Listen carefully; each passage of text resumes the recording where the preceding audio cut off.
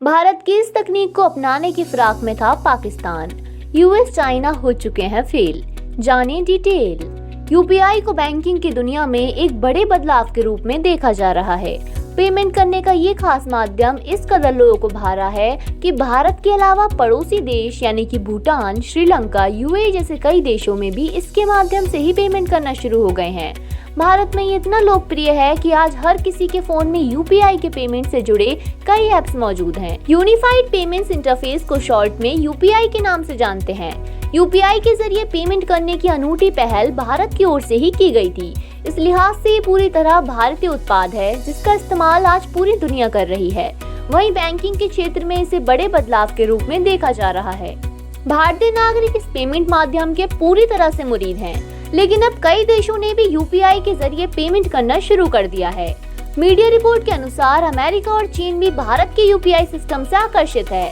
ऐसा माना जा रहा है कि अमेरिका का अपना यूपीआई सिस्टम कामयाब नहीं हो पाया क्योंकि वहां के नागरिक इस आधुनिक तकनीकी से पैसे ट्रांसफर के सिस्टम को इस्तेमाल नहीं कर पा रहे थे।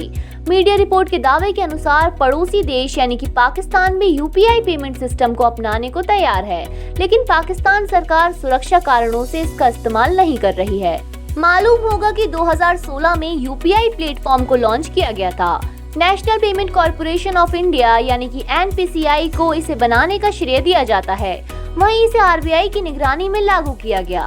ये एक तरह की फ्री ऑफ कॉस्ट सर्विस है। भारत में फोन पे, पेटीएम, गूगल पे जैसे ऐप पर यूपीआई पेमेंट गेटवे प्लेटफॉर्म उपलब्ध है। वहीं इसके जरिए पेमेंट किए गए आंकड़ों को देखा जाए तो 2021 के दिसंबर में 12.82 लाख करोड़ रुपए का यूपीआई पेमेंट किया गया था। देश के प्रधानमंत्री नरेंद्र मोदी ने भी यूपीआई पेमेंट माध्यम की प्रशंसा की है।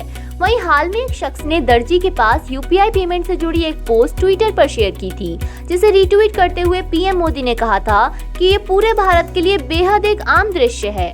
हमारे देश के नागरिकों ने तकनीकी और नए विचार को अपनाने में उल्लेखनीय रूप से निपुणता दिखाई है।